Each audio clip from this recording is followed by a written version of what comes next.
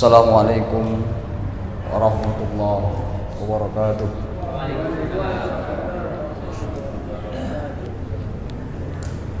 Alhamdulillahirabbil alamin. Assalatu wassalamu ala asrafil anbiya'i wal mursalin wa ala alihi wa sahbihi ajma'in.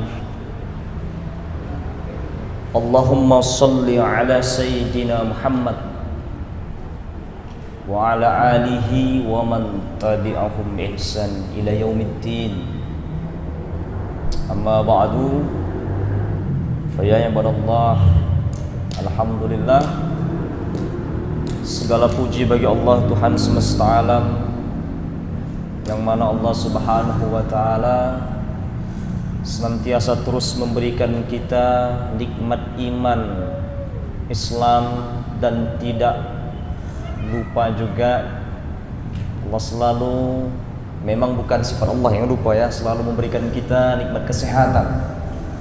Karena nikmat kesehatan saya kira ini paling penting dari semua nikmat, baik itu iman dan Islam. Karena kalau tidak ada nikmat kesehatan yang diberikan Allah, kita ini sebagai manusia tidak bisa maksimal untuk melaksanakan keimanan kita, ibadah kita kepada Allah Subhanahu wa ta'ala. Alhamdulillah, dengan nikmat kesehatan ini Allah telah berikan kepada kita, sehingga kita sadar sebagai manusia hamba Allah, diciptakannya semata-mata hanya untuk beribadah kepadanya. Kita pergunakan untuk senantiasa terus beribadah kepadanya, dan sambil sembari kita menuntut ilmu dalam hal majelis ta'lim.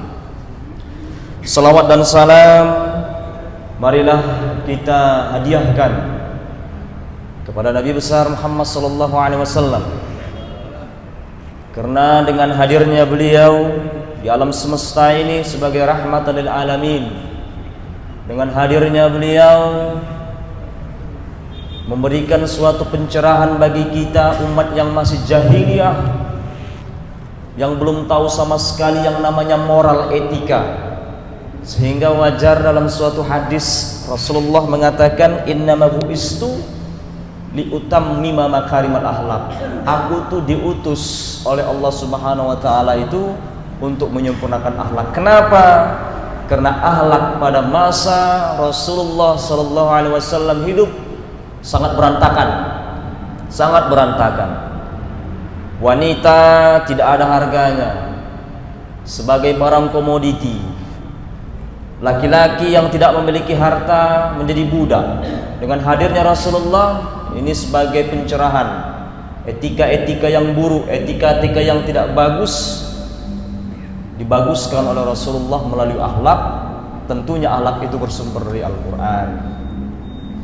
Bapak-bapak, ibu-ibu, jamaah sholat maghrib perangkap sholat isya nanti. Adapun kajian kita ini maghrib ini menjelang isya nanti itu diambil dari fenomena ya, fenomena yang terjadi sekarang ini. Sebenarnya ini pembahasan ini adalah fikih aulia. Fikih aulia ini kemarin kita sudah belajar fikih sunnah ya, masih ada ingat ya, fikih sunnah. Al-fiqhu wal al-fahmu. Fikih itu adalah kepahaman. Kemarin sunnah itu sama dengan hadis sunnah. Apa yang dilakukan Rasulullah, baik itu qaul, perkataan, fi'lun, perbuatan, takrir, itu ketentuan. Nah, kalau ini fikih al-aulia. Fikih aulia al-fahmu, al-aulia itu utama. Atau kalau dalam bahasa bisa dikatakan fikih prioritas. Jadi fenomena yang sekarang dilihat, ada suatu artikel seorang intelektual muslim, dia membuat satu artikel. Dia katakan dalam artikel itu, limadza ta'akhkharal muslimun wa taqaddama ghairuhum, yang artinya kenapa sih limadza, limadza, kenapa sih ta'akhkharal muslimun, muslim ini keterbelakangan, marginal, wa taqaddama ghairuhum, sedangkan yang lainnya yang non muslim itu maju.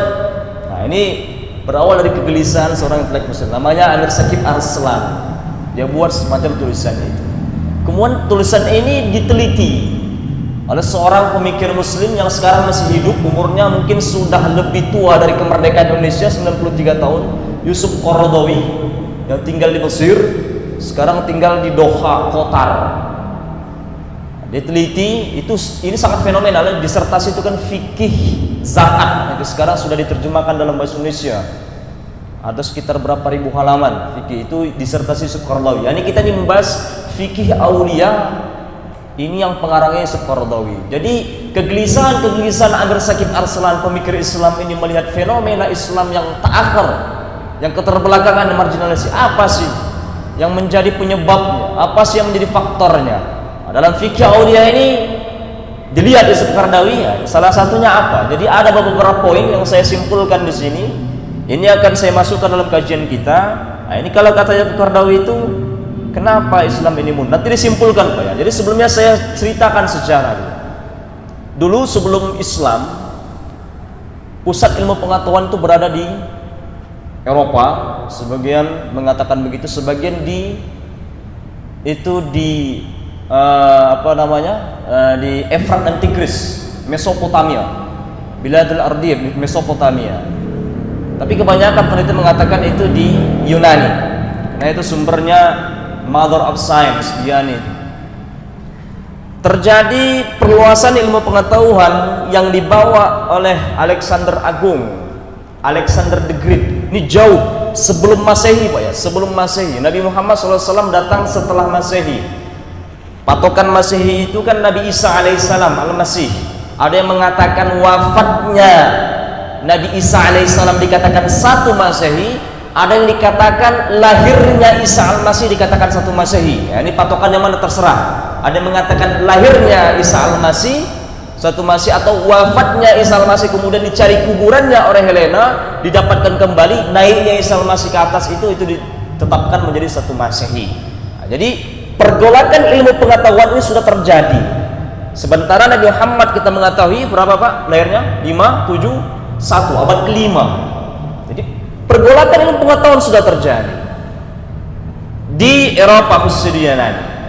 Kemudian ilmu pengetahuan ini dibawa oleh Alexander Agung. Nama Alexander Agung ini diabadikan di negara Muslim, yaitu Mesir. Kalau di sana sudah pergi ke Mesir, di sana ada namanya Alexandria. Alexandria itu dekat laut. Jadi Alexandria itu dinisbatkan kepada Alexander Agung, Alexander the Great, karena dia berhasil membawa ilmu pengetahuan. Karena Alexander Agung ini bisa hampir menguasai hampir seluruh dunia, baik yang terbentang dari Eropa barat sampai timurnya hampir dia kuasai. Ini dalam istilah akademis namanya Helenisasi. Helenisasi itu penyebaran ilmu pengetahuan Yunani, karena tempat tinggal Yunani, terhadap negara-negara koloninya. Baik itu di Syam itu terbagi 4 negara. Itu juga Nabi Muhammad SAW berdagang. Itu ada Palestina, kemudian Israel, Lebanon, kemudian Jordania. Itu Syam sekarang.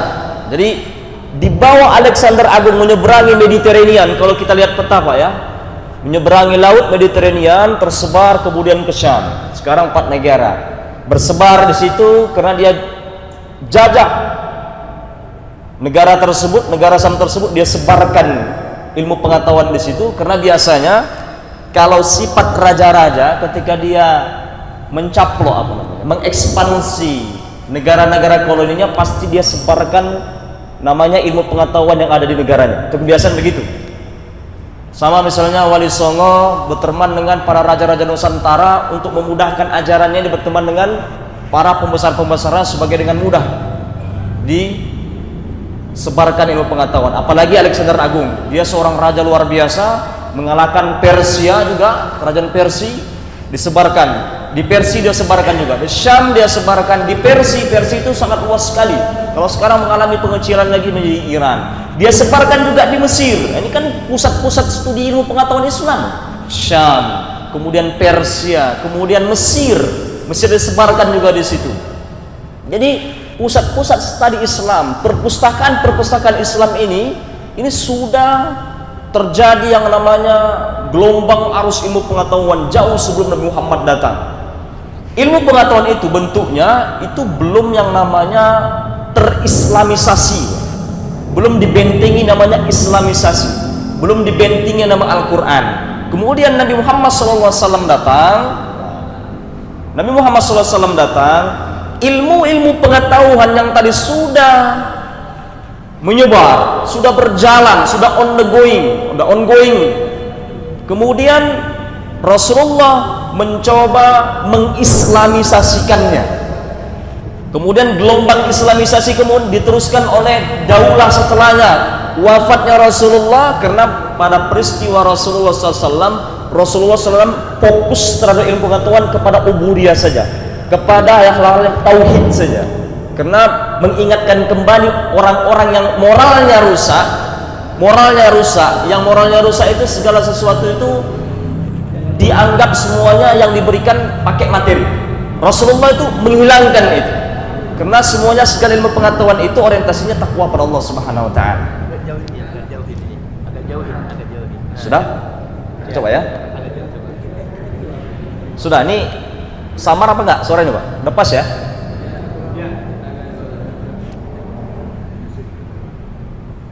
Oke, kita lanjut Pak ya. Nah, jadi Rasulullah lahir mendapat wahyu. Gelombang ilmu pengetahuan yang sudah masuk di pusat-pusat studi Islam, di Mesir, di Sam, di Persia, di Irak. Ini Rasulullah mencoba mengkerangkeng, memframe namanya ilmu-ilmu tadi itu dengan kajian keislaman. Pada masa Rasulullah SAW, Rasulullah fokusnya itu dalam hal ubudiyah saja, tauhid, sehingga tidak terlalu banyak. Dilanjutkan dengan para sahabat. Sahabat juga fokusnya terhadap tauhid, agar mengingatkan mereka bahwasanya moral yang sudah rusak. Karena begini, moral sudah rusak ini kadang dulu ada namanya kaum sofis. Kalau sofis ini namanya kaum para intelektual yang segala sesuatu diukur dengan materi. Yang segala sesuatu ke materi. Ini Rasulullah hadir, ini menghilangkan seperti itu. Sehingga Rasulullah mengingatkan bahwasanya ini ilmu yang diajarkan itu pasti balik pada Allah Subhanahu wa taala. Mengingatkan tauhid kembali. Pada satu rusak juga paganisme, banyak menyembah berhala-berhala. Ini dijaga Rasulullah. Jadi fokus Rasulullah kepada tauhidiyah. Menyembah Allah kembali dan bertakwa pada Allah dan ikhlas ridha kepada Allah Subhanahu wa taala dalam menyampaikan ilmu pengetahuan. Kemudian disambung dengan para sahabat Abu Bakar, Umar, Utsman, kemudian Ali. Wafat mereka ini para sahabat masuk masa daulah kerajaan Mamalik, yaitu kita mengetahui kerajaan daulah Umayyah. Umayyah ini sudah mulai melirik yang namanya ilmu pengetahuan dari segi infrastruktur. Kita bisa melihat sejarah, Pak. Sejarah itu bahwasanya Islam masa Umayyah tidak hebat hanya dalam segi andil ilmu pengetahuan tauhid, tapi dalam infrastruktur luar biasa. Perperangan yang paling hebat pada saat itu perperangan laut. Karena Muawiyah terkenal dengan armada lautnya, infrastrukturnya bagus. Pada masa Umayyah, abad 1 Hijriah, berarti abad 1 Hijriah, berarti 100 tahun, berarti abad 1 Hijriah. Itu kalau sebelumnya klasik dari Muhammad SAW sampai kepada Ali bin Abi Thalib itu klasik. Nah, ini pada masa Umayyah, Eropa itu mengalami apa? Redup, gloomy, Pak. Apa kerup tuh? Jadi redup, ilmu pengetahuan sama sekali itu tidak dipandang. Yang namanya Eropa, benua biru itu tidak dipandang. Kalau kita bayangkan itu benua apa ya? Itu benua biru, Mediterranean ini gejolak ilmu pengetahuan ini masa daulahnya luar biasa. Kenapa saya bilang di Eropa redup? Nah, di Eropa bagi ilmuwan, intelektual yang ilmuannya, yang buah pikirnya itu bertentangan dengan para pendeta, itu pasti ditangkap, dibakar di alun-alun. Galileo Galilei ditangkap, dimasukkan penjara. Takut semuanya. Pokoknya semuanya ilmu pengetahuan itu harus disamakan dengan yang namanya fatwa pendeta. Sehingga mereka ini, orang-orang intelektual ini larinya ke negara-negara jajahan Islam, ekspansi Islam Umayyah. Sehingga Islam sangat welcome sekali. Diteruskan lagi. Setelah masa Umayyah masuk masa Abbasiyah, Makmun khususnya membangun laboratorium, kemudian penerjemahan besar-besaran. Bayangkan, penerjemahan besar-besaran. Pada saat Umayyah terbentang koloni Islam, jajahan Islam itu mulai dari timur sampai barat. Barat itu mana? Andalusia. Sampai sekarang peninggalan di Andalusia itu ada Cordoba. Di Cordoba itu luar biasa infrastrukturnya. Itu pada masa Daulah Umayyah. Disambung lagi karena Daulah Umayyah fokus pada infrastruktur, strategi perang semuanya. Pada masa Abbasiyah lebih kepada ilmu pengetahuan, khususnya pada masa Ma'mun itu luar biasa. Harun ar-Rasyid sampai-sampai orang-orang yang ketika dia mendapatkan buku-buku yang terjemahannya bahasa-bahasa Eropa itu terjemahkan ke dalam bahasa Arab, terjemahan besar-besaran, sehingga lahirlah para intelektual Muslim seperti namanya Al-Kindi, Ibnu Farnas, pembuat pesawat terbang. Selama ini kan kita mengatakan pesawat terbang itu yang menemukan Wright bersaudara, kan gitu. Wright bersaudara itu abad 18. Wright bersaudara, kita ini dibutakan sejarah. Wright bersaudara itu abad 18 coba. Ibnu Farnas jauh sebelum bersaudara. Jadi ide-ide pesawat terbang itu sudah ada di Ibnu Farnas, kemudian dikembangkan oleh Wright bersaudara. Kita ini dibutakan sejarah. Penemu pesawat terbang Wright bersaudara pada Ibnu Farnas. Kemudian apa lagi? Maryam al-Asturlabi itu menemukan kompas, dibuatkan ke barat. Jadi semacam pembutaan sejarah. Jadi luar biasa. Nah, ini benar-benar Islam maju. Benar-benar Islam maju. Taqaddam, maju luar biasa. Pesat dari segi ilmu pengetahuan. Banyak orang-orang yang di Eropa tuh belajar berbondong-bondong ke Islam. Itu masa ekspansi Umayyah Abbasiyah. Namun beda halnya di akhir-akhir masa Abbasiyah. Perang salib ya. Perang salib 8 periode, 8 kali. Nah, di sini mulai Eropa melirik. Mulai merubah. Jadi masih masa redup Islam masa kejayaan sampai dalam buku paling kotor sedunia, Pak. Klik nih. Buku paling kotor sedunia itu kalangan orang Eropa itu. Sampai-sampai itu raja-raja Eropa itu tidak mengerti itu bagaimana cara membuang kotoran mereka. Ya, asal misalnya buang kotoran campakkan saja di istana, sehingga itu banyak macam penyakit kolera. Kenapa? Jalan pun itu harus pakai apa? Dibuat semacam tinggi. Itulah salah satu membuat sepatu high heels tinggi supaya tidak terseret yang namanya kotoran. Itu salah satu sejarah pembuatan sepatu high heels. Itu di Eropa. Jadi hati-hati perempuan ini mau gaya-gayaan style pakai supaya keren. Itu padahal itu supaya tidak kena kotoran dulu. Nah, itu high heel itu. Sejarahnya gitu. Itu ada di buku paling kotor dulu. Itu sejarah membuktikan. Belajar ke Islam, bagaimana cara membuat toilet, semua belajar ke Islam. Nah, peristiwa perang salib, nah ini kita sangat sedih ya, banjir darah, Pak.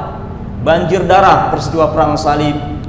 Khalifah terakhir Abbasiyah tidak bisa lagi memiliki kekuatan. Islam terpecah dengan berbagai raja-raja kecil. Kita sedih kalau kita baca bukunya Pak Du, luar biasa kita sedihnya. Banjir darah, kepala, tangan, semuanya putus orang Islam. Islam tidak bisa lagi mengatakan apa-apa. Akhirnya yang di Eropa habis. Raja Philip keluar. Sampai sekarang dibuat lukisan tangisan sang mur. Kalau dulu masuk ke Islam dengan Tariq bin Ziyad, dengan gagah perkasanya, ya la'awul adu, wahai pasukanku, ayyuhal muslimun, ainal mafar. Ketika sampai di Jabal Tariq, kan begitu pidatonya Tariq bin Ziyad. Tariq bin Ziyad itu sekarang diabadikan namanya Jabal Tariq, Gunung Gibraltar. Kalau kita nengok Maroko seberang dikit Mediterranean, kemudian ada namanya itu Gibraltar. Setelah Gibraltar baru masuk Andalusia. Ya muslimun, ainal mafar. Kita sampai situ. Mana lagi kita buat tempat kembali? Amamakum adun, depan kalian itu musuh. Wa wara'akum bahrun, di belakang kalian itu laut. Mau kemana lagi? Dibakar semua. Sampai kalah semua tentara-tentara Roderick. Luar biasa pidatonya sampai diabadikan, pidato Jabal Tariq itu. Sekarang yang gagah perkasa masuk loyo, lesu, Pak. Dibantai Islam habis di Andalusia. Itu gara-gara kekejaman perang salib semuanya. Semuanya Kristen bersatu menghancurkan Islam hingga pada akhirnya perpustakaan Islam dibakar. Semuanya dibakar. Ilmu-ilmu dibakar semuanya. Terakhir masuk Ottoman Empire. Ottoman Empire itu Turki Utsmani, Pak. Itu Turki Utsmani abad ke-15-an, ke-16-an. Apakah Turki Utsmani dikatakan Islam maju atau belum? Sudah tidak lagi sebenarnya. Turki Utsmani itu hanya sebagai simbol khalifah. It's okay maju se-Islam. Eropa juga maju, sama-sama maju, Pak. Jadi nggak ada yang paling kompetisi di situ. Turki Utsmani bagus, kemudian Eropa juga bagus. Yang paling mencolok itu ketika masa ekspansi Umayyah dan Abbasiyah. Masa Turki Utsmani, Eropa bagus. Turki Utsmani juga bagus. Jadi tidak ada kompetisi di situ, sama-sama keren, sama-sama bagus. Nah, sekarang ini masalah kontemporer. Kontemporer lagi, ini yang menjadi penelitian, ini masuk ke Yusuf Qaradawi. Apa sih gejala? Kenapa Islam tuh sekarang ini tidak semaju pada masa-masa ekspansi Umayyah Abbasiyah? Ini dia buat di pikir prioritasnya. Ternyata, ini bisa kita simpulkan Bu ya, apakah benar yang dikatakan Yusuf Qaradawi ini apa tidak, itu nanti tanya ke pribadi masing-masing. Dibuat seperti ini. Dibuat seperti ini. Pertama dia katakan, ternyata ajaran Islam sekarang itu sudah harus dibalik. Kalau dulu itu harus dipentingkan amal, ilmu itu kedua, dipikir prioritas, ini dibuat Yusuf Qaradawi. Pikirlah dia prioritas ilmu atas amal. Ini kan salah satu buah pikir Yusuf Qaradawi, bahwasanya ilmu itu penting sekarang, sama kayak dulu masa Umayyah itu. Ilmu itu penting. Ilmu baru beramal. Jadi kalau jangan beramal tanpa ilmu, jadi lebih afdal itu ilmu dulu. Jadi banyak belajar, kemudian belajar baru amalkan. Fenomena sekarang kita lihat Pak, banyak orang ini hanya misal sekarang belum belajar secara maksimal, kemudian sudah mengajar. Itu banyak saya lihat fenomena sekarang. Senin belajar, Selasa mengajar, Rabu sudah mengeluarkan fatwa. Ya, itu bisa Bapak lihat sekarang. Fenomena sekarang ini, Senin belajar, ini kira-kira gitu ya. Selasa mengajar, Rabu sudah mengeluarkan fatwa. Nah, itu kan berbahaya. Belajar ini nggak bisa sehari 2 hari, Pak. Bertahun. Saya juga masih merasa ilmu saya ini kurang. Tapi inilah fenomena sekarang. Kita lihat sekarang ini ya, baik itu para ustadz atau para, itu banyak sekarang mengeluarkan fatwa suka hatinya saja, tanpa ada dasar referensi yang jelas. Nah, ini tadi hanya melihat misalnya belajar dari YouTube atau dari mana. Nah, ini kan begitu. Sekarang nanti penting sekarang ini, ilmu itu penting. Karena dengan kita mengetahui ilmu, baru kemudian beramal. Salah juga tahu ilmu, kemudian tidak kita amalkan, salah juga. Nah, ini dulu waktu saya pesantren dulu, kiai kita pernah bilang, dulu pesantren dulu Pak, ada dulu namanya pelajaran mahfuzat. Ketika saya dulu waktu mondok dulu, mahfuzat itu bukan hadis, bukan juga Al-Quran, tapi ada gium, pepatah Arab. Apa katanya di situ? Diajarkan kiai kita dulu. Waktu kita jadi santri dulu, kulu jamaatan, katakan semuanya, al ilmu bila amalin kasajari bila samarin. Ilmu tanpa yang namanya amal seperti pohon tanpa buah. Nah, itu bayangin. Jadi penting, ilmu itu penting. Sudah berilmu harus dipraktekkan. Jadi nggak bisa belajar individual, tamu kita tidak membaginya. Ini nggak bisa juga. Jadi seperti dia pohon tanpa buah. Jadi penting, ilmu itu penting. Beramal tanpa berilmu, ini berbahaya. Sangat berbahaya. Nah, itu tadi banyak misalnya Islam kagetan sekarang ini Pak. Banyak Islam kagetan.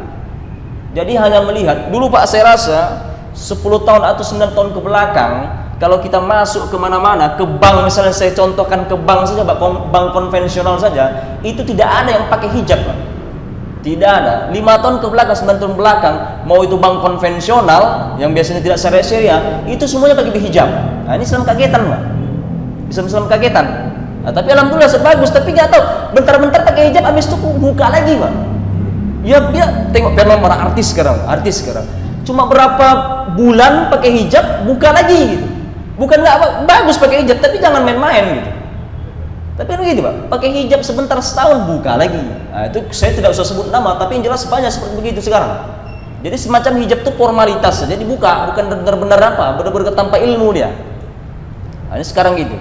Nah, ini mengatakan kenapa ilmu itu penting atas amal. Nah, ini ada Imam Syafi'i. Saya mengambil Imam Syafi'i dalam perkataannya. Kenapa Imam Syafi'i? Karena kita ini tinggal di Asia Tenggara, Indonesia, NKRI, Negara Kesatuan Republik Indonesia. Karena kalau kita sebenarnya mazhab ini banyak apa ya, bukan hanya 4. Yang kita katakan 4, kebetulan orang ini pandai merumuskan, hafalannya kuat, perilakunya bagus, 4 ini, sehingga mereka ini namanya abadi. 4 ini kan misalnya, kemudian Abu Hanifah, kemudian punya murid Imam Maliki, kemudian Imam Syafi'i, kemudian Ahmad bin Hambal. Nah, ini fenomena sekarang ini Pak, ini 4 imam ini khususnya masalah korupsi ini mengharamkan. Sekarang ada imam baru yang menghalalkan korupsi, Pak. Hah? Nggak ada imam baru ya? Abu Hanifah, Maliki, Syafi'i, Imam Abu Hanifah, Imam Maliki, Imam Syafi'i, Imam Ahmad bin Hambal ini mengharamkan korupsi, Pak. Cuma satu imam yang membolehkan korupsi. Imam Nawawi, Pak. Jadi itu luar biasa, imam ini yang membolehkan korupsi nih ya, Imam Nawawi ini ya. Sekarang sudah masuk ya. Nah, ini saya ambil kenapa Imam Syafi'i? Karena kita 80% Pak. Mazhab di Indonesia ini Imam Syafi'i. Kalau Imam Abu Hanifah itu tersebar itu banyak di Asia Tengah. Kalau misalnya Imam Maliki, mazhabnya itu banyak tersebar di Madinah sampai ke Eropa. Eropa tuh banyak pakai Imam Maliki. Kemudian Syafi'i Asia Tenggara. Kita nih Indonesia, kemudian ya Asia Tenggara, Vietnam, Kamboja, Laos, ini Imam Syafi'i. Imam Hambal ini UAE, Uni Emirat Arab, UAE, Uni Emirat Arab. Itu paling banyak di sana menggunakan mazhabnya. Kita Imam Syafi'i. Apa kata Imam Syafi'i masalah ilmu dan amal ini? Ini saya buat nih kata Imam Syafi'i. Qala Imam Syafi'i, ma qalul Qur'an 'anil fata. Qala Imam Syafi'i, wallah zatul fata bil ilmi wat taqa idza lam yakuna la i'tibaran li dzatihi. Kata Imam Syafi'i, demi Allah, wallah zatul fata, eksistensi bahwasanya pemuda al-fata itu penghargaan dirinya diukur dengan dia berilmu, bil ilmi wal taqa idza lam yakuna bil ilmi wal taqa. Al-taqwa ini takwa, ilmu dan takwa. Kemarin sudah bahas Pak ya.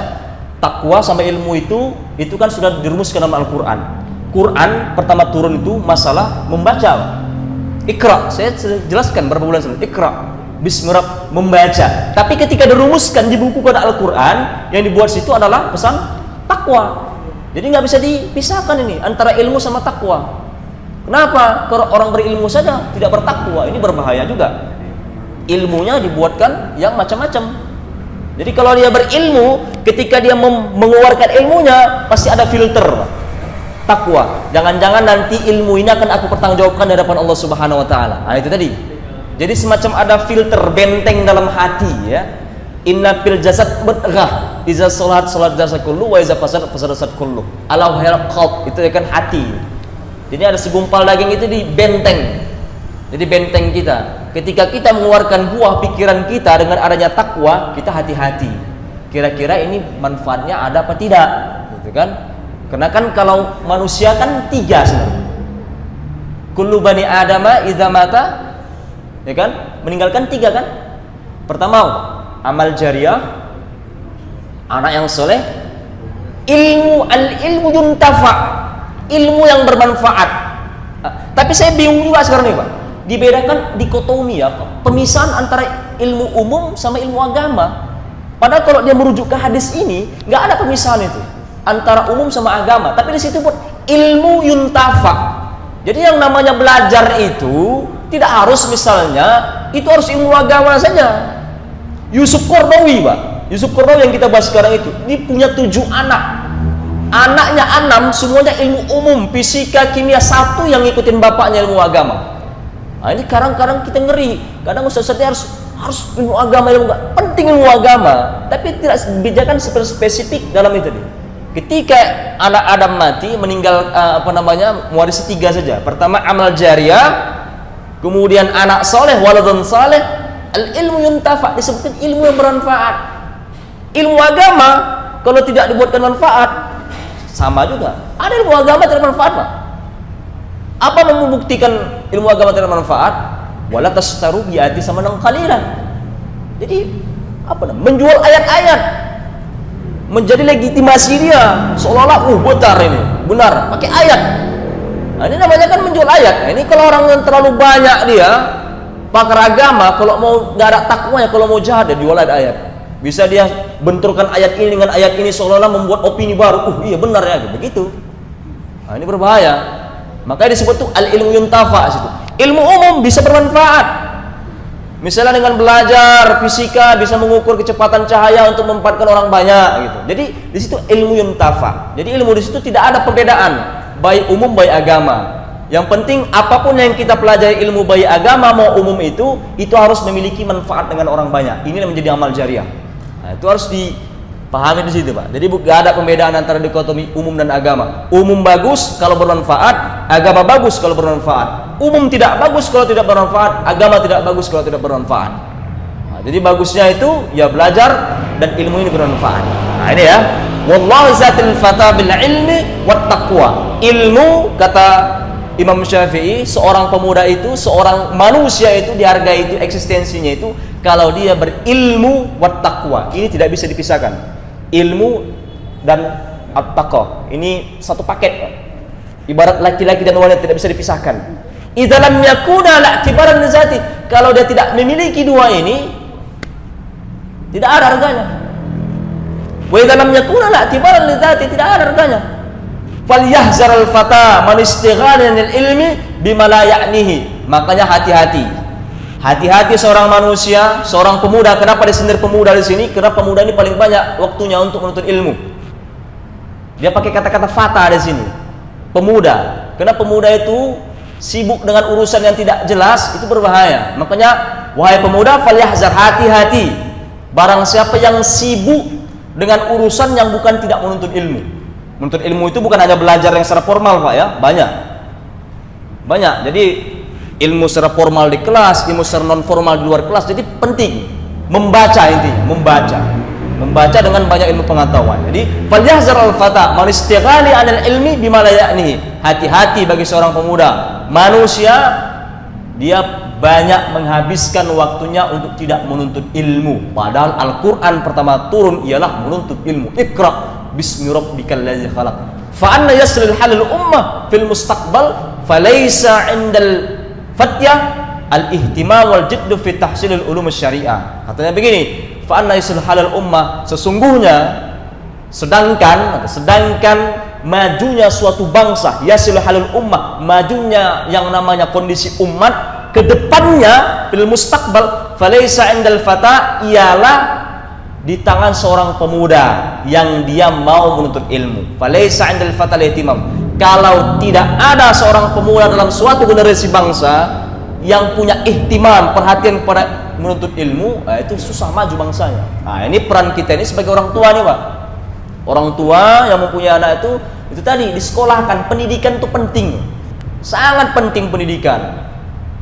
Jadi kita sebagai orang tua, peran kita itu memaksa. Jadi memang pendidikan itu dipaksa. Kadang saya juga gini juga, Pak, ya. Saya ini kadang kalau dalam keluarga saya, alhamdulillah kita semuanya berpendidikan, tapi susah juga kadang saya menasihati yang abang misalnya dari keluarga kita gitu. Kalau misalnya memang orang tuanya tidak mau menuntut ilmu, kadang susah kita, karena memang bukan ruang, kadang itu kesulitan saya, Pak. Jadi karena jika kita ada yang bukan dari ruang lingkup keluarga kita kasih pendidikan gratis tapi tidak mau, tamat SMA langsung mau kerja gitu.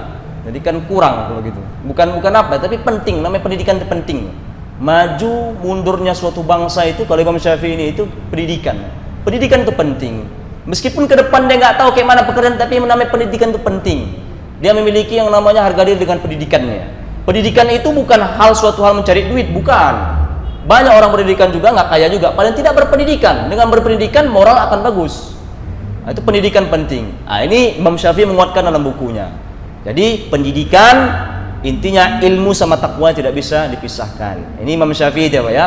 Prioritas ilmu atas amal. Jadi ilmu itu penting, kemudian diimplementasikan dalam bentuk yang namanya amal. Nah, itu yang pertama. Nah, jadi fenomena yang dilihat Yusuf Qaradawi ini mungkin salah satu menjadi Islam itu mundur gara-gara lebih mengutamakan amal sekarang ini dibandingkan ilmu. Maka tadi Senin tadi belajar, Selasa mengajar, Rabu langsung berfatwa. Nah, ini tadi, ini bahaya. Jadi penting menuntut ilmu. Penting kali menuntut ilmu. Kemudian apa yang kedua? Nah, ini yang kedua nih, ya. Yang kedua, dalam fikih al-audiyah tadi, fikih prioritas lagi, dia lihat fenomena sekarang. Kenapa Islam itu mundur? Ternyata Islam ini lebih mementingkan hafalan daripada pemahaman. Nah, itu bisa dong. Hafalan dan pemahaman. Hafalan bagus, Pak. Tapi lebih bagusnya itu paham. Paham. Kenapa paham? Kita bahas kemarin fikih sunnah. Bagaimana kita bisa memahami perilaku Rasul kalau kita tidak paham Al-Quran? Aisyah istri Rasulullah mengatakan, "Kana khuluqul Quran." Kalau kalian, wahai para sahabat orang muslim, mau tahu yang namanya Al-Quran berjalan, itu Nabi Muhammad SAW. Kan begitu fikih sunnah kemarin. Perkataannya, perbuatannya, takrirnya itu Al-Quran semuanya. Wa ma yantiqu 'anil hawa in huwa illa wahyu yuha. Apa yang keluar yang dari namanya Nabi Muhammad, baik itu qaul, baik itu fi'lun, baik itu takrir, itu adalah wahyu. Sepakat semua orang muslim. Nah, sekarang fenomena kita lihat itu lebih memandangkan hafalan daripada pemahaman. Bukan nggak bagus hafalan, bagus sekali hafalan. Kalau bisa sudah hafal, dipahami.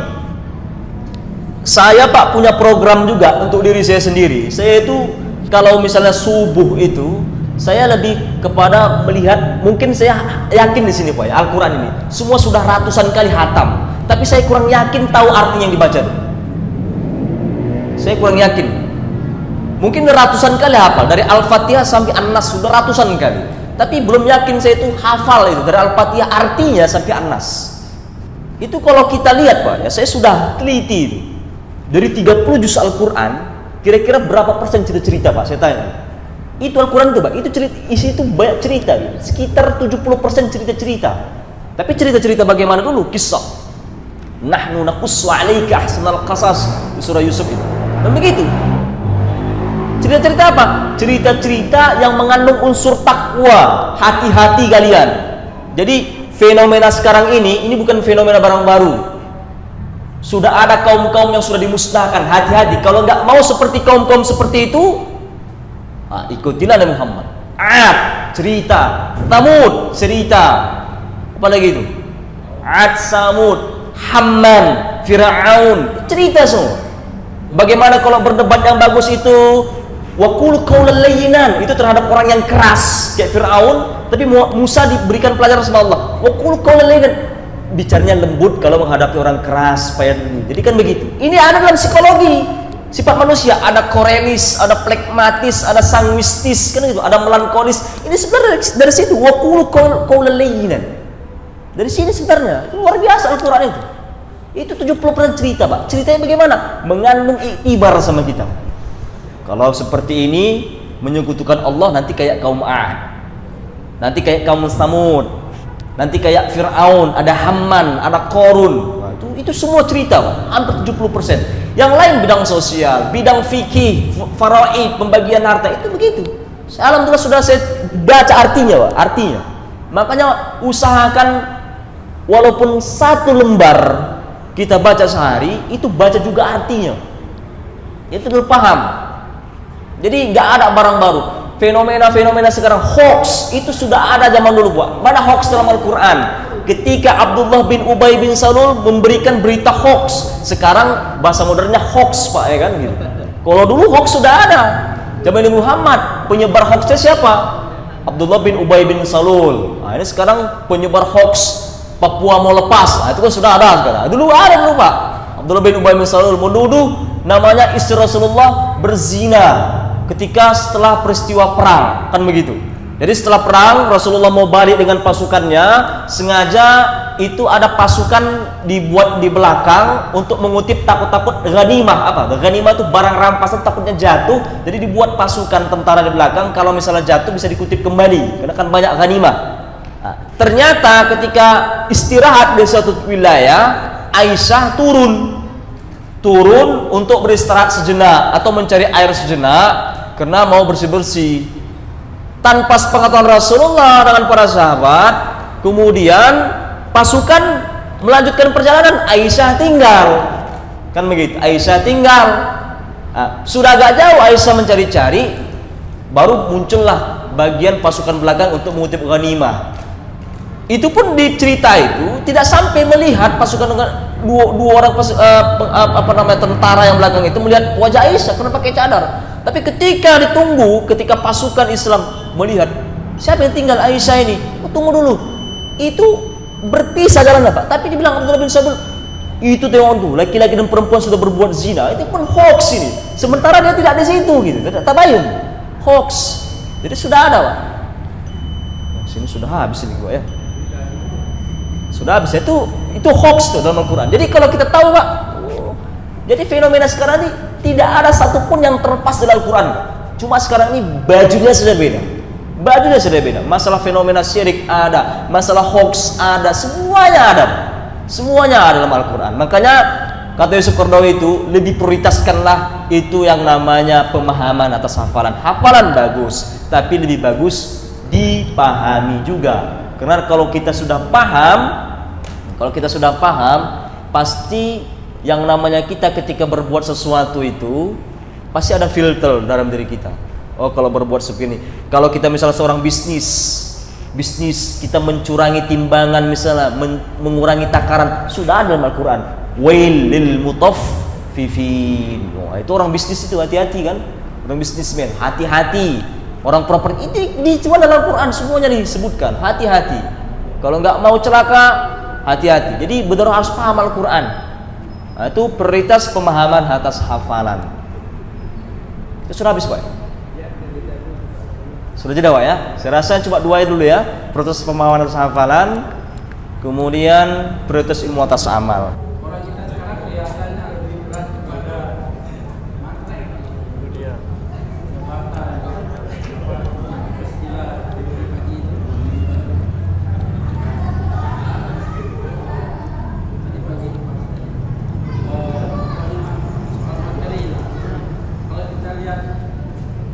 Indonesia ini ya mungkin 10-20 tahun ini belum, kita khawatir di generasi dua kita sekarang itu tidak berapa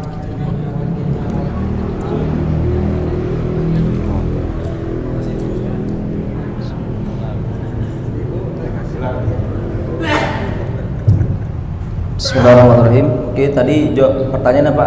Apakah ada ulama itu peduli terhadap negara NKRI Pak ya? Masalah apakah kita mundur apa tidak? Jadi jawabannya, ulama kita ini sangat peduli Pak. Dari mana pedulinya? Untuk melihat maju mundurnya suatu bangsa Pak, itu kan bisa melihat dari partai. Ada partai yang memang ulama punya,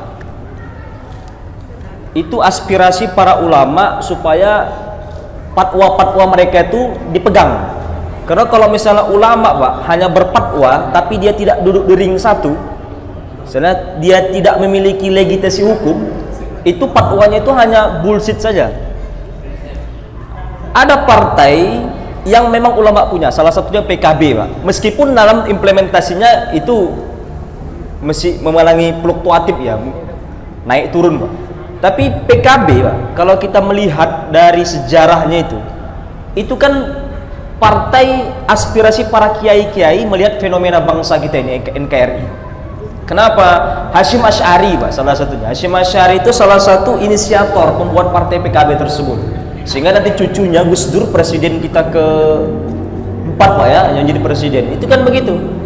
Jadi NU ini NU memang partai NU Pak. NU ini melihat ini kalau seandainya fatwa-fatwa para ulama-ulama ini tidak dikawal dengan ada legitimasi hukum, ini bisa hanya semacam fatwa tapi hanya fatwa belaka. Beda kayak di Malaysia Pak. Malaysia itu antara fatwanya para MUI, kalau kita di sini MUI Pak, MUI-nya di Majelis Ulama Malaysia sana itu sudah merupakan legitimasi hukum. Kalau kita fatwa ulama kita di Indonesia ini hanya fatwa saja, hukumnya itu belum tentu dilaksanakan karena beda dia antara ulama sama dengan pemerintahnya, berbeda masalah hukum Pak. Makanya lah ini inisiator para kiai-kiai ini, bagaimana aspirasi politik para kiai ini bisa didengarkan dalam NKRI ini, makanya dibuat partai PKB. Itu kan sejarah partai PKB Pak. Meskipun dalam implementasinya yang namanya partai itu kalau dibuat calon kan ada Islam yes, partai Islam no, Islam yes, partai Islam no gitu. Nah, memang ada bukunya Pak. Dalam PKB itu ada bukunya Ijtihad PKB dalam memberantas korupsi. Ada bukunya memang, tapi yang namanya lagi manusia Pak ya, yang namanya manusia sudah ada tertera dalam misalnya kitab undang-undang, tapi yang nama manusia tidak terlepas dengan namanya risalah. Nah, tetap saja padahal ada dalam bukunya itu, khususnya buku dalam PKB itu Ijtihad. Makanya masa Gus Dur, saya ingat sekali Pak ya, masa Gus Dur itu hampir tidak ada dikatakan para pemerintah, khususnya menteri-menteri itu eksekutor, kan ada eksekutif, legislatif, kemudian yudikatif, hampir tidak ada eksekutif itu berani korupsi masa Gus Dur. Setelah Gus Dur wafat, nah ini sudah mulai. Inilah salah satu tadi kita sebut misalnya Imam Nahrawi tadi itu Pak. Imam Nahrawi itu padahal dalam buku ADRT PKB itu tidak boleh korupsi. Ijtihad ulama-ulama PKB ini dalam memberantas korupsi, tapi dalam praktek pelaksana ada suja. Jadi kalau ditanya apakah ada kepedulian ihtimam para ulama ini terhadap IKR ini, ada.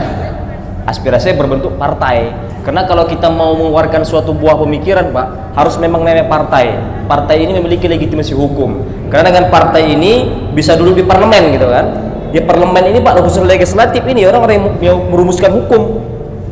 Contoh satu Pak ya, 2 minggu lalu Pak sudah dirumuskan RUU pesantren. RUU pesantren. Kalau kita lihat di undang-undang Pak, nomor 20 2003, saya alumni pesantren Pak, itu sangat diskriminasi. Sangat diskriminasi, sedih kita Pak sebagai alumni pesantren. Kita santri ini tidak dianggap. Saya dulu ujian 2 kali Pak. Ujian produk pesantren yang nahu, sorof, mutolaah. Kemudian dipaksa lagi ujian UN, Pak. Ujian nasional. Jadi kalau masuk ke kampus itu ijazah pesantren kita nggak laku Pak. Yang dipakai adalah ijazah UN. Siapa yang bisa sampai memperjuangkan, makanya sah sekarang ini 2 minggu lalu itu Pak Marwan Nasopang yang dari pesantren, dari PKB. Nah, ini perjuangan Pak, dari 2003 2019 baru bisa disahkan RUU itu, meskipun ada beberapa RUU itu belum disahkan, ibarat Minerba, undang-undang tanah kan itu yang di demo sekarang Pak, tapi RUU pesantren sah. Dan itulah mungkin sejarah di parlemen Senayan Pak, selawat pertama berkumandang, karena saya ada hadir pada saat itu Pak, itu berkumandang selawat di gedung parlemen Senayan tersebut. Itu kalau misalnya tidak ada orang pesantren Pak duduk di situ, itu RUU pesantren itu masih sampai sekarang nomor 20 2003 diskriminasi antara alokasi-dana. Kita santri ini tidak dianggap apa-apa. Nanti tanggal 22 ini hari santri. Kalau tidak memperjuangkan pesantren, tidak diakui ini secara nasional ini. Ulang tahun santri ini tanggal 22 nanti ini. Nah, ini kan baru 2 tahun terlaksana. Nah, itu salah satu Pak, ada apa namanya kepedulian ulama ini terhadap NKRI ini. Nah, saya itu jawabannya. PKB sekarang masih begitu. Kalau kita lihat sekitar agak-agak Ya. ini juga sudah agak liberal. Mirip orang PKB itu. Ada pengaruh uang juga. Jadi yang idealisnya itu lama-lama ini yang kita khawatirkan. Walaupun dia di partai, tapi kalau dia idealisnya sudah berkurang dan sudah kepada materi yang prioritas, ini akan hancur. Ya. Walaupun PKB sebenarnya ada organisasi yang besar, Muhammadiyah sama NU, tapi toh juga kalau kita lihat masalah-masalah liberal ini mereka kurang gigih memperjuangkan. Ya. Bahkan orang liberal pun ada di dalam NU, dan kita tidak sebut namanya. Orang liberal ada di dalam NU. Nah ini apa kita lihat 10, 20, 30 tahun lagi apakah kita bisa bertahan itu, tapi ya akhirnya doa dengan doa yang Betul. melindungi. Oke, saya ini Pak ya tanggapin. Ya betul Pak. Jadi tidak ada yang namanya itu suatu perjalanan sejarah itu Pak yang mulus-mulus saja. Kan begitu. Selalu yang namanya suatu organisasi rusaknya itu Pak di generasi setelahnya Pak. Itu tertera dalam surah Maryam Pak, Al-Qur'an. Sama, masa vakum tidak ada kenabian, umatnya juga rusak. Ketika masih nasa Nabi Muhammad, semua permasalahan nanya kepada Nabi Muhammad SAW. Muhammad wafat, masih ada sahabat. Setelah sahabat lintas generasi, Islam ini sudah mulai diobo-obo. Begitu juga perjalanan. Sama kalau saya ceritakan, saya ambil juga sejarah jalan Al-Quran. Dulu awalnya yang dalam surah Nuh itu 24 itu, Wad, Suwa, Yahusa, Ya'uqa, Nazar, ini orang sufi ini. Saya rasa saya pernah ceritakan Pak. Ini awalnya orang yang sufi, kemudian mereka wafat. Ajaran mereka ini mesti diterapkan Pak dengan murid-muridnya, menyembah Allah Subhanahu wa taala yang satu. Lintas generasi, sudah generasi keberapa, ini mulai masuk setan, Pak. Bahwasanya yang disembah itu bukan Allah lagi, tapi 5 orang sufi ini, Pak. 5 orang sufi ini ada dalam Al-Quran. Itu surah Nuh nomor 24. Ada Wad, ada Suwa, Yaghutha, Ya'uq sama Nazar. Diabadikan nama mereka di Al-Quran ini. Ini orang sufi dekat sekali sama Allah Subhanahu wa taala. Mereka mati, murid-muridnya masih pada Allah Subhanahu wa taala. Dibuatkan patung, Pak, lintas generasi, diubah tauhid itu. Bahwasanya minta bukan sama Allah Subhanahu wa taala, tapi mintanya sudah ke patung.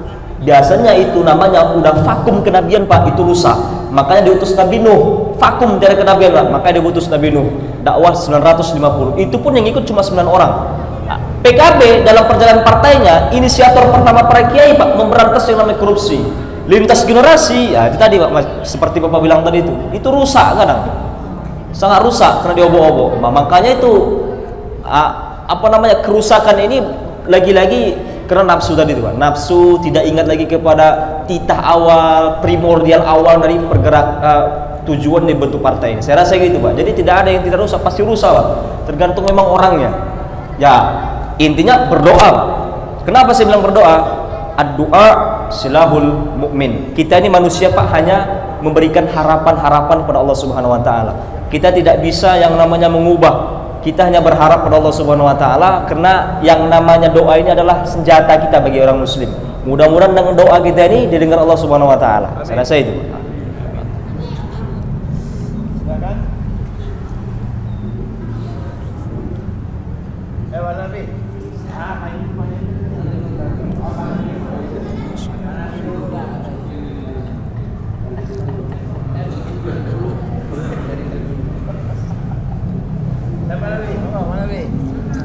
Masih ada waktu tuh. Silakan. Silakan.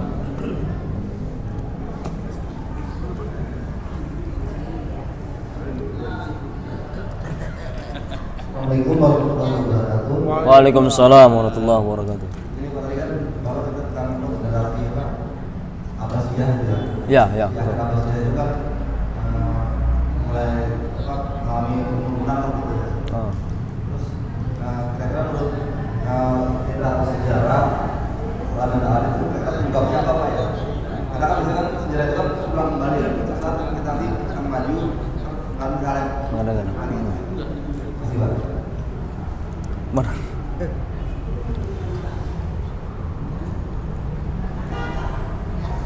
Oke, langsung saya jawab, Pak, ya. Itu Abbasiyah di raja-raja akhir, Pak. Abbasiyah itu majunya itu 10 raja pertama, ya, sampai nanti Al-Mutawakkil. Setelah Mutawakkil itu sudah mulai degradasi, penurunan. Kenapa? Mamalikun itu terpecahnya, Pak. Terpecahnya raja-raja kecil. Jadi sudah punya khalifah diakui dari sampai barat sampai timur, tapi sih terpecah raja-raja kecil, Pak. Sibuk dengan urusannya masing-masing. Misalnya di Andalusia. Jadi satu masa ada 2 kerajaan, Pak. Jadi Andalusia hidup lagi, tapi Andalusia kedua di Andalusia Umayyah II yang ada di Andalusia. Itu terpecah lagi negaranya. Ada Murabit. Itu Daulah Murabitun, ada Muwahhid. Itu Murabit sama Muwahhid ini di bawah naungan Umayyah. Padahal Raja Muawiyah, tapi masih ada kerajaan-kerajaan kecil. Begitu juga yang ada di Abbasiyah. Ada nanti Fatimiyah, ini di bawah kerajaan Abbasiyah. Karena terpecah dengan raja-raja kecil ini memudahkan yang namanya musuh-musuh pada saat itu orang Kristen itu bersatu. Itulah tadi tentara salib itu untuk menyerang Islam. Karena sudah tidak di satu komando lagi, Pak. Jadi intinya terpecah itu, Pak. Terpecah belah. Sehingga dengan terpecah mudah lemah Islam itu di ombang-ambing. Itu ceritanya terpecah tadi, Pak. Ya, saya rasa itu. Ada lagi, Pak? Perlu didiskusikan? Ada lagi, Pak Nafi. Yuk, Pak Nafi.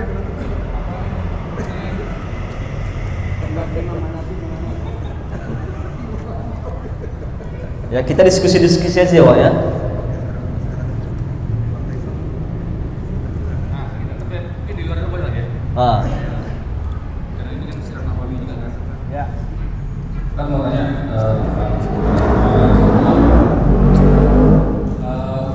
setelah Rasulullah diangkat jadi Rasul, Betul. 40, apakah Rasulullah masih berjalan, masih Ya. Ya. Karena kita ingin tahu nih, kira-kira perjuangan itu apakah cukup diambil sampai dengan ini atau gimana?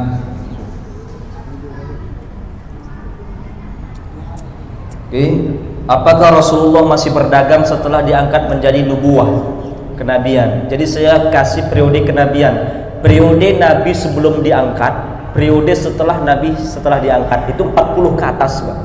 Etos kerja Nabi itu bukan lagi etos kerja duniawinya lagi. Karena semuanya harta beliau itu lebih disumbangkan kepada orang muslim, termasuk istrinya Khadijah, janda kaya pada saat itu lebih memperjuangkan hartanya kepada kaum muslim, Pak.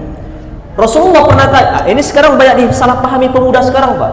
Kalau kita memang pergi ke Madinah, Pak, itu memang kecil sekali kita melihat itu. Mungkin bapak-bapak sini pernah pergi ke Madinah itu ya.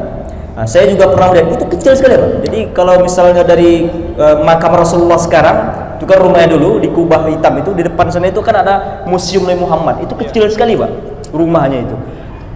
Dilihat itu jangan rumahnya, Pak. Kalau kita lihat sejarah itu, Rasulullah itu pernah menjadi saudagar kaya, bisnismen yang paling disegani sebelum diangkat periode nubuwah.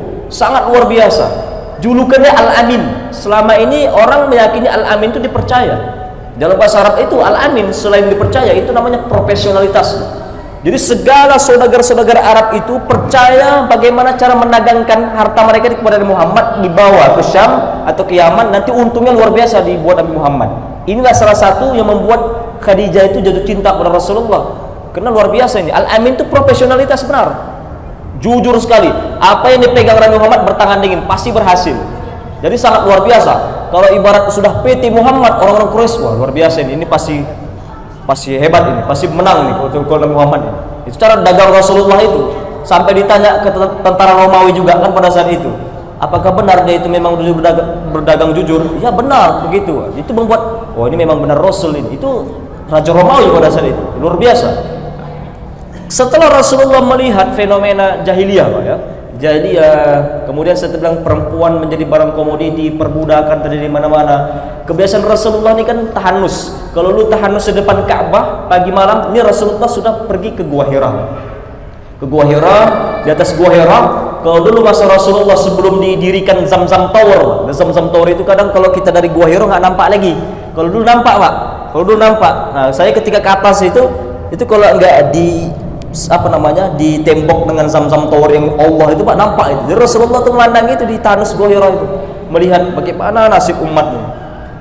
Karena rusak total, Pak. Nah, jadi bertahan Gua Hira. Setelah dapat wahyu, itu Rasulullah sudah mulai etos kerja ukhrawi itu lebih tinggi, Pak.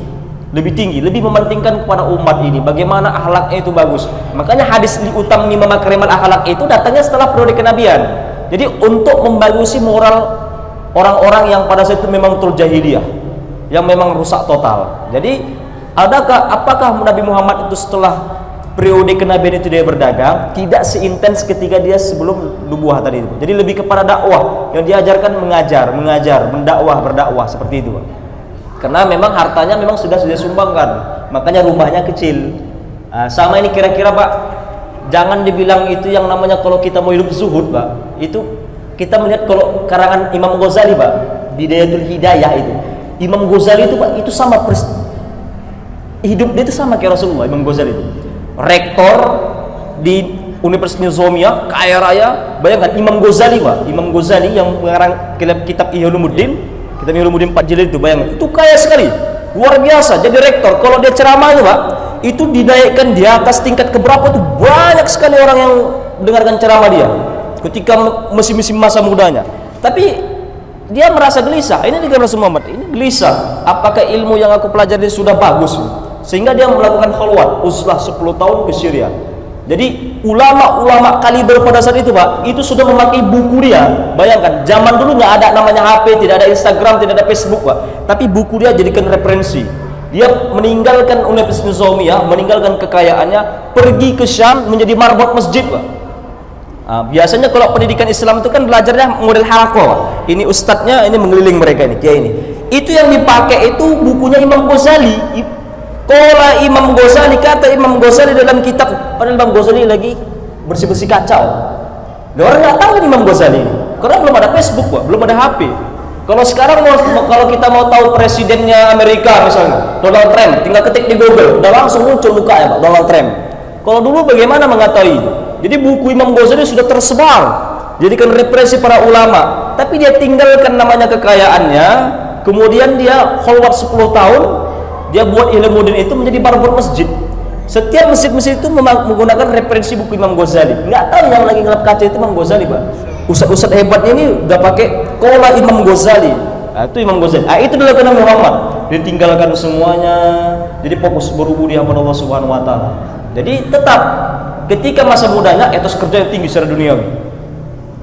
Ketika masa-masa sudah mau di akhir-akhirnya itu memang secara psikologi manusia kan gitu Pak.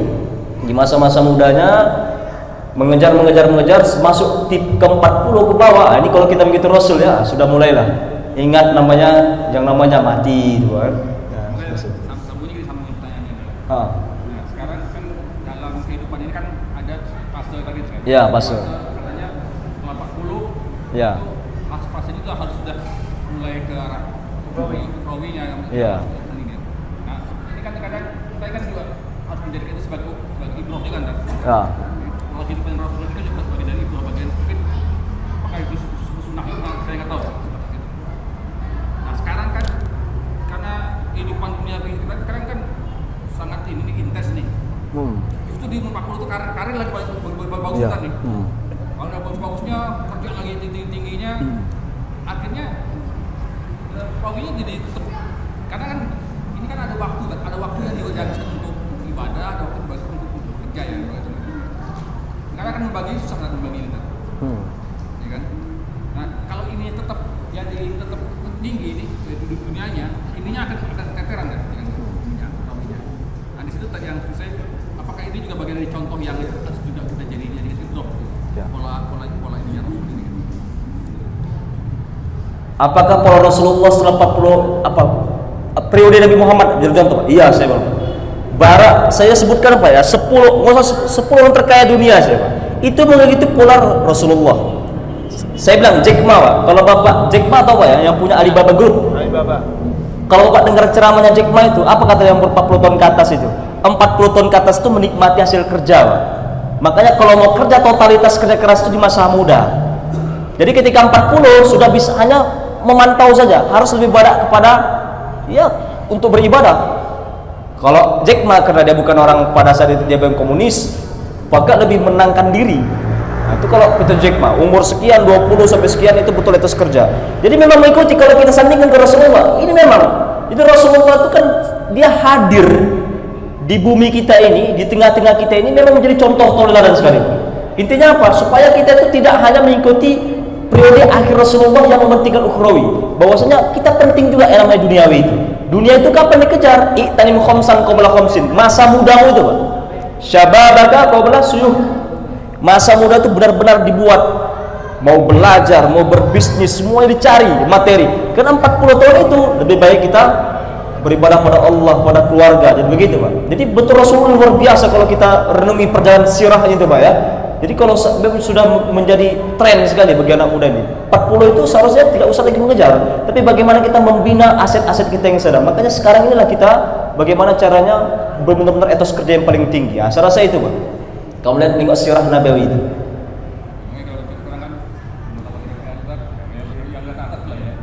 Justru di umur segitu justru yang tambah ininya, tambah parahnya gitu, tambah parah kondisinya kan. Orang korupsi main jalan terus, yang apa namanya kekuasaannya pingin terus ini kan terus. Itu ya kan kalau kita nggak tahu batas-batasnya entah. Itu artinya kita kehilangan ini kan, kehilangan arahnya, orientasinya gitu. Sudah itu kan bagian dari contoh kita juga, kita juga harus belajar kepada diri kita. Kalau saya udah mau segini ini, maka batasnya di sini, batasnya ini gitu. Ini juga jadi batas kan? Ya betul. In case kita nggak dapat pun dunianya ya udah gitu. Bahwa itu udah memang limit di situ. Sudah limitnya sudah selesai. Sudah limit selesai. Makanya kalau mempergunakan betul-betul bahasa muda kita ini disinilah semuanya, kan? 40 tahun itu kita harus lebih porsi kita kepada Allah Subhanahu Wa Taala. Pada keluarga kita, pokoknya otomatis ke keluarga ke Allah Subhanahu Wa Taala dan keluarga kita, Pak. Itu begini limitnya itu dikasih, Pak. Ngikuti Rasulullah. Sudah? Apalagi Pak kira-kira? Ibu-ibu gimana Bu? Apa kira-kira pertanyaan sejarah kajian kita tadi ini? Ayo tanyakan. Masalah Umayyah atau Abbasiyah ini Pak? Mau nanya nih satu lagi. Ya, Assalamualaikum warahmatullahi wabarakatuh. Waalaikumsalam. Assalamualaikum warahmatullahi Saya masih menceritakan sejarah pembangunan mengenai penemuan pesawat sebenarnya dari orang Islam. Iya. Tapi memang saya juga banyak pada sejarah tentang penemuan Islam seperti Musina. Ya, betul. Satu beberapa lagi yang Betul. tentang orang Islam. Tapi kok tidak dipublikasikan atau memang ada dengan barat? Bagaimana cara mempublikasi? Saya nggak ngerti. Kenapa musuh barat yang lebih terkenal daripada penemu-penemu yang aslinya? Itu karena ada faktor apa di balik? Terima kasih. Silakan. Oke Pak, tadi masa klasik, masa kegelapan barat, baru Daulah Ottoman Empire, Turki Utsmani sudah kompetisi Pak. Barat itu sudah enlightenment. Jadi 17, 18, 19 namanya Aufklärung kalau dalam bahasa Jermannya itu. Masa lagi bangkit-bangkitnya Eropa ilmu pengetahuannya. Sehingga dari ilmu pengetahuan ini termasuk mendominasi hegemoni para pendidikan Pak. Termasuk pendidikan kita, saya kemarin kan kasih kajian juga. Pendidikan kita ini mau tidak mau kita harus terkontaminasi dengan barat. Akademia itu bahasa barat. Sistem pesantren kita sekarang udah bahasa barat juga. Sisdiknas kita sistem barat juga. Makanya kalau namanya barat, apalagi situ ada orientalis. Orientalis itu luar biasa lagi gencar-gencarnya bagaimana memasukkan paham sejarah kepada generasi-generasi itu bahwa segala penemuan-penemuan itu harus dibatasi abad 18. Ilmu psikologi balik kepada bapak pertama Sigmund Freud. Bayang Pak, Sigmund Freud ilmu psikologi Pak, itu abad 18. Padahal jauh sebelum Sigmund Freud Imam Ghazali sudah lahir Pak. Mana ada dibahas di kurikulum Imam Ghazali ini katakan bapak psikologi ilmu nafs itu psikologi Pak. Tidak dikatakan bapak psikologi Imam Ghazali, tapi Sigmund Freud. Pesawat terbang, Wright Brother. Jadi macam buta sejarah. Semuanya rujuk ke 18 Pak. Karena pendidikan kita, sistem kita itu memang rujuknya ke barat. Jadi apa penemuan-penemuan barat dari segi lampu itu dibilang Pak. Padahal lampu tuh jauh sebelum Thomas Alva Edison itu dari Quran sudah Pak. Al-misbah kaz-zujajah itu kan lampu Pak. Al-misbah itu lampu sudah ada jauh 14.000 tahun sudah ada. Jadi Thomas Alva Edison patokan 18 Pak. Jadi abad 18 itu revolusi industri Pak. Itu patokan di situ semuanya. Tapi substansi awal-awal penemu mereka ini Pak itu orang-orang Islam semuanya. Pengembangan ada di mereka. Nah, kayak misalnya tadi pesawat itu Revolusioner Maryam Astronaut Kompas sampai angka 1 Pak. Dulu nggak bisa menentukan 1 di mana tuh. Itu orang Islam juga Al-Khawarizmi meletakkan angka 1 Pak. Dulu orang Islam angka 1, 2 itu kan bahasa Arab. 1 kena sudutnya 1, 2 kena sudutnya 2. Itu orang Islam menetapkan begitu. Tapi dibuatkan ke barat. Nah, itu bayangkan. Jadi pembutaan sejarah itu Pak karena merujuknya pendidikan kita ini ialah pendidikan masih ala barat. Baik itu yang pesantren maupun yang tidak pesantren, begitu Pak. Jadi ya wajar saja. Nah, sudah saya itu Pak. Cukup selesai. Sudah? Itu Pak ya? Oke. Baik Bapak Ibu hadirin sekalian, alhamdulillah untuk kajian malam ini kita selesaikan bahwa kita sudah larut malam dan mudah-mudahan pertemuan kita diberikan berkah oleh Allah Subhanahu wa taala. Amin amin ya rabbal alamin. Kesalahan kita diampuni oleh Allah. Amin. Amin amin amin. Dan insyaallah minggu depan pertemuan kajian lagi dengan narasumber yang berbeda. Demikianlah mohon maaf dari Bapak Hidayat. Assalamualaikum warahmatullahi wabarakatuh. Waalaikumsalam warahmatullahi wabarakatuh. Bismillahirrahmanirrahim.